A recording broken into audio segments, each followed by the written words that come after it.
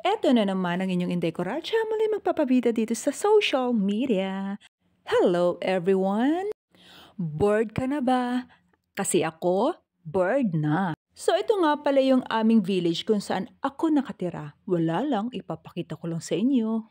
Baka kasi curious kayo kung saan ako dito sa Netherlands nakatira. Ayan, ito po yung village namin, Hayten.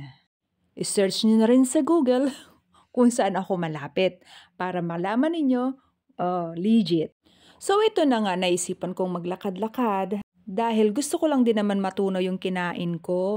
Ito ba naman, yung aming dinner, yung leftover namin kagabi na spaghetti na sinamahan mo pa ng pizza.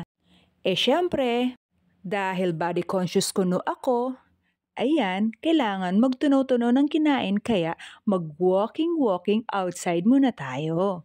So, habang naglalakad ako, ninanamnam ko talaga yung lamig ng hangin na dumadampi sa katawan ko. At eto nga pala guys, sinuzoom ko pa yung tore ng simbahan. Kasi yan lang naman yung palatandaan pag naliligaw ka na sa paglalakad mo.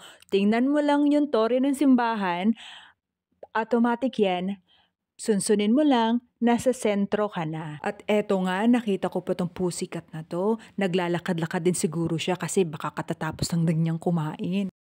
So, sarap lang din sa pakaramdam na naglalakad-lakad kasi alam niyo kung bakit. Yung mga tao dito, mahilig silang maglakad, mahilig silang magbike. Alam mo yun, lahat ng free time nila, maglalakad sila.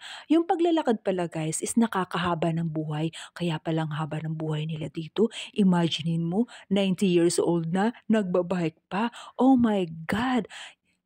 Ini-imagine ko yung sarili ko, ngayon 38 na ako, tapos mabubuhay pa kaya ako ng 90 years old kung dito ako maninirahan. Advance mag-isip. At eto nga po, napadpad ako dito sa garden nila dito.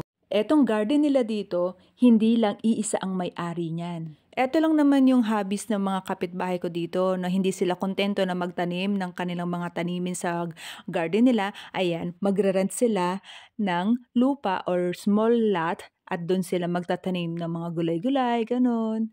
Ayan. So hanggang dito na lang yung video ko guys, and thanks for watching and I hope you like my video. Thank you guys and God bless everyone. Bye bye. Duduy.